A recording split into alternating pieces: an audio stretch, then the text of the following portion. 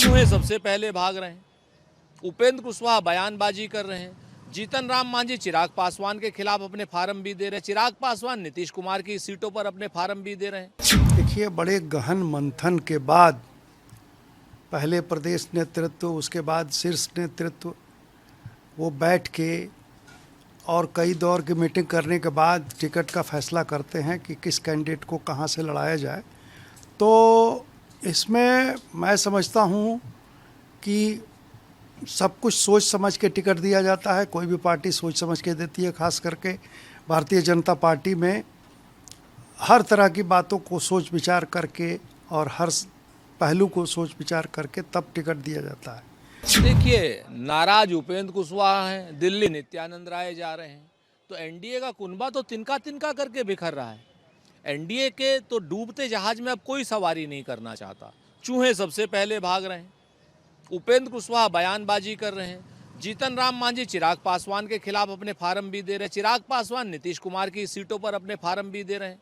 तो एनडीए तो इस वक्त फंक्शनली डेड हो चुका है। एनडीए इस वक्त बिखर चुका है। भ्रष्टाचार जो नीतीश कुमार ने 20 साल में किया था, उसकी लूट का हिसाब मेरे ख्याल से सभी लोग मांग रहे होंगे, लूट का हिस्सा मांग रहे होंगे, जिसकी वजह से ये एनडीए बिखर रहा है। और भारतीय जनता पार्टी और चुनाव आयोग के जो खिलाफ माहौल है कि वोट चोर गद्दी छोड़, तो ऐसे में मुझे ऐसा लगता है कि भारतीय जनता पार्टी की वोट चोरी जो आरोप लगे हैं, उसका खामियाजा एनडीए के सारे दलों को भुगतना पड़ेगा। और एनडीए के दल अपने अस्तित्व के लिए छटपटा रहे हैं।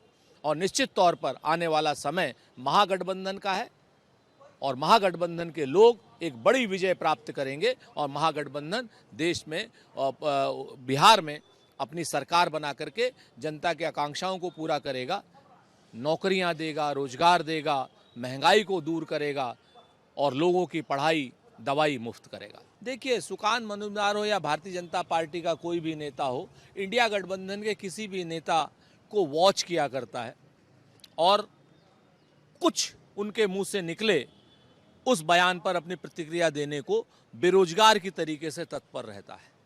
देखिए, बड़े गहन मंथन के बाद पहले प्रदेश नेतृत्व, उसके बाद शीर्ष नेतृत्व, वो बैठ के और कई दौर की मीटिंग करने के बाद टिकट का फैसला करते हैं कि किस कैंडिडेट को कहाँ से लड़ाया जाए।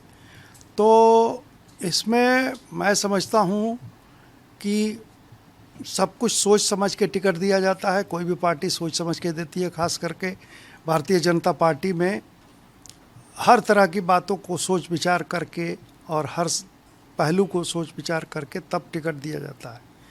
तो उसी ढंग से ये बहुत सोच समझ के निर्णय लिया गया है।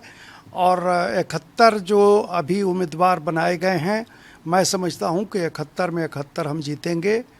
इसीलिए थोड़ा समय तो लगा, लेकिन पार्टी ने आज टिकट अनाउंस किया।